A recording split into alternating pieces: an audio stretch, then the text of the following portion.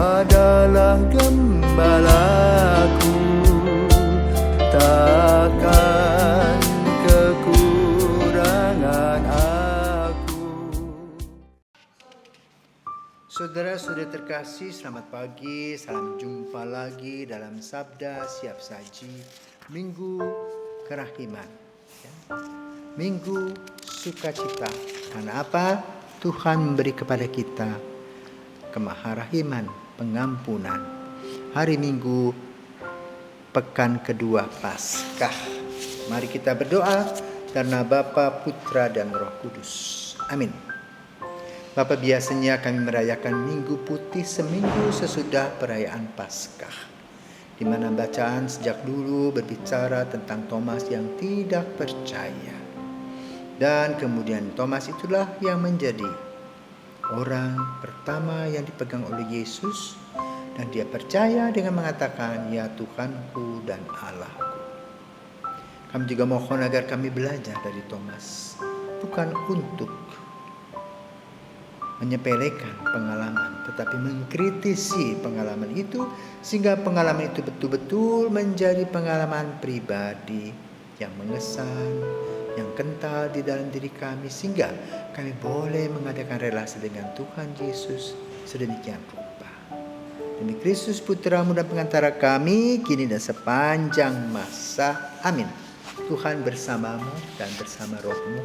Inilah Injil Yesus Kristus menurut Yohanes. Dimuliakanlah Tuhan. Yohanes 20 ayat 19 sampai dengan 31. Setelah Yesus wafat di salib, pada malam pertama sesudah Sabat, berkumpullah murid-murid Yesus di suatu tempat dengan pintu-pintu yang terkunci, karena mereka takut kepada orang-orang Yahudi. Pada waktu itu datanglah Yesus berdiri di tengah-tengah mereka dan berkata, "Damai sejahtera bagi kamu." Sesudah berkata demikian, Yesus menunjukkan tangan dan lambungnya kepada mereka. Murid-murid itu bersuka cita ketika mereka melihat Tuhan. Maka kata Yesus sekali lagi, "Damai sejahtera bagi kamu. Sama seperti Bapa mengutus aku, demikian juga sekarang aku mengutus kamu." Dan sesudah berkata demikian, Yesus menghembusi mereka dan berkata, "Terimalah Roh Kudus. Jikalau kamu mengampuni dosa orang, dosanya diampuni. Dan jikalau kamu menyatakan dosa orang tetap ada, dosanya tetap ada." Pada waktu Yesus datang itu, Thomas, seorang dari ke-12 murid yang juga disebut Didimus, tidak ada bersama-sama mereka. Maka kata murid-murid yang lain itu kepadanya, "Kami telah melihat Tuhan." Tetapi Thomas berkata kepada mereka, "Sebelum aku melihat bekas paku pada tangannya, dan sebelum aku mencucukkan tanganku ke dalam bekas paku itu, dan mencucukkan tanganku ke dalam lambungnya, sekali-kali aku tidak akan percaya." 8 hari kemudian murid-murid yang Yesus berada kembali dalam rumah itu, dan Thomas bersama-sama dengan mereka. Sementara pintu-pintu terkunci, Yesus datang. Ia berdiri di tengah-tengah mereka dan berkata, "Damai sejahtera bagi kamu." Kemudian Yesus berkata kepada Thomas, "Taruhlah jarimu di sini, dan lihatlah tanganku. Ulurkanlah tanganmu dan cucukkanlah ke dalam lambungku. Dan jangan engkau tidak percaya lagi, melainkan percayalah." Thomas menjawab kepadanya, "Ya Tuhanku dan Allahku." Kata Yesus kepadanya, "Karena engkau telah melihat aku, maka engkau percaya. Berbahagialah mereka yang tidak melihat namun percaya." Memang masih banyak tanda lain yang dibuat Yesus di depan mata murid-muridnya yang tidak tercatat dalam kitab ini.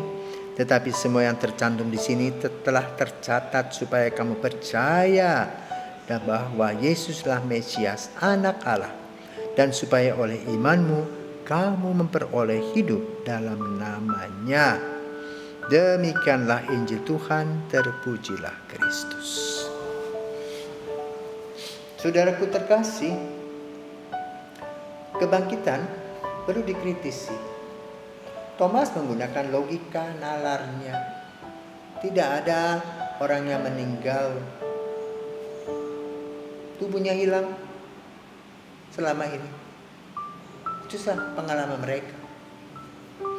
Maka Thomas mempertanyakan, betul enggak? Maka terjadilah perjumpaan dalam kebangkitan tadi. Dan itulah tugas Yesus, membuka mata dan hati kita sebagai manusia yang tidak memahami apa yang direncanakan oleh Tuhan dalam sejarah keselamatan. Dibuka mata hati kita bahwa hidup kita bukanlah sia-sia, tidak pernah sia-sia. Maka hidup ini perlu digunakan dengan sungguh baik, karena berawal dan berujungnya pada keselamatan. Dengan dasar apa? Kalau kita melihat dari kitab Kejadian, Allah menghembusi kita dengan nafas. Maka Yesus juga mengatakan tadi dalam Injil, terimalah rohku. Akhirnya apa? Berkat keabadian. Berkat yang luar biasa bila kita percaya kepadanya. Karena itu iman dan pertumbuhannya mengalami sebuah proses.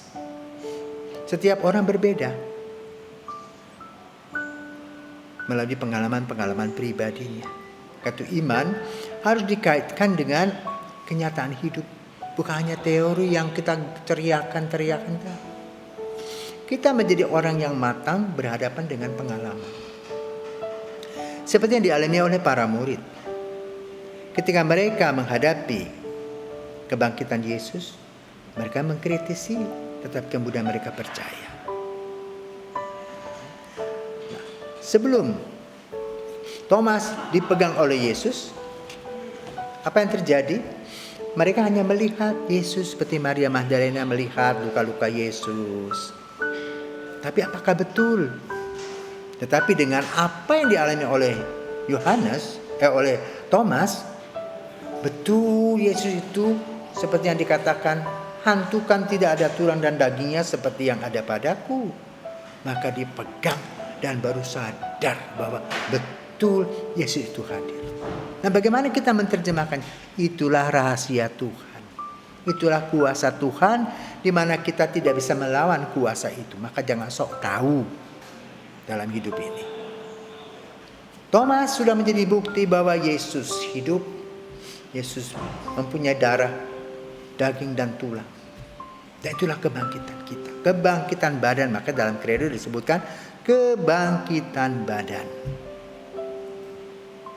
Percaya atau tidak? Dan dibuktikan melalui pengalaman Thomas.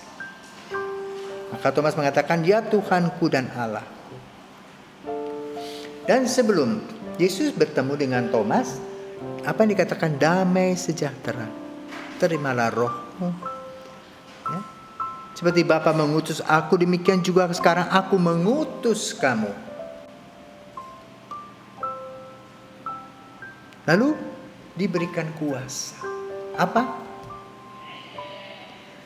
Jika kamu mengampuni dosa orang, dosanya diampuni. Dan jikalau kamu menyatakan dosa orang tetap ada, dosanya tetap ada. Nah, itu berhubungan dengan sakramen pengakuan dosa. Sering orang mengatakan, Allah ngapain mendengarkan dosa atau mengakui dosa pada pastor-pastor yang juga bersalah, berdosa juga. Nah, ini ingat kata-kata Yesus. Diberikan oleh Tuhan kekuasaan. Maka para pastor di kamar pengakuan itu merupakan alat. Maka jangan menyalahgunakan. Karena itu ada hukum-hukum tertentu. Kalau seorang pastor di kamar pengakuan mengadakan perbuatan yang tak berbaik, itu bisa dituntut secara hukum gereja. Nah, saudaraku terkasih, kembali kepada Thomas. Thomas menjadi orang yang betul yakin dan percaya. Dari daya kritisnya itu melahirkan kedewasaan baru. Bahwa betul dan dia yakin bahwa Yesus itu bangkit. Maka dia kemana-mana, khususnya katanya ke India, mewartakan Yesus yang wafat, Yesus yang bangkit, Yesus yang menyelamatkan. Dan dari pengalaman Thomas, lahirlah Minggu Putih. Kemudian pada zaman Paus Yohanes Paulus II, dicanangkanlah hari Minggu Kerahiman karena Santa Faustina dengan doa koronkannya. Maka sebelum memasuki atau merayakan hari Kerahiman pada hari ini, kita juga merayakan atau kita mendoakan novena Kerahiman Ilahi yang ditujukan untuk orang-orang yang sudah meninggal. Kenapa? Dengan darah dari tubuh Yesus memancar kerahiman, seperti lautan kerahiman. Dan lambung yang ditusuk tadi berkaitan dengan Longinus, Santo Longinus, orang prajurit yang menusuk lambung Yesus. Dan kemudian dia percaya, kenapa? Dia tuh rabun matanya, ketika kena muncratan darah Yesus, dia sembuh. Dia bisa melihat kembali. Maka Longinus mengatakan, benar, dia itu sungguh putra Allah. Mari kita pun juga menyatakan hal itu dalam kehidupan kita sehari-hari, di mana kita memperbaiki relasi kita senantiasa dengan Yesus, karena kita adalah orang-orang yang kurang dan berdosa. Selamat pagi, Tuhan memberkati. Selamat merayakan hari Minggu Kerahiman.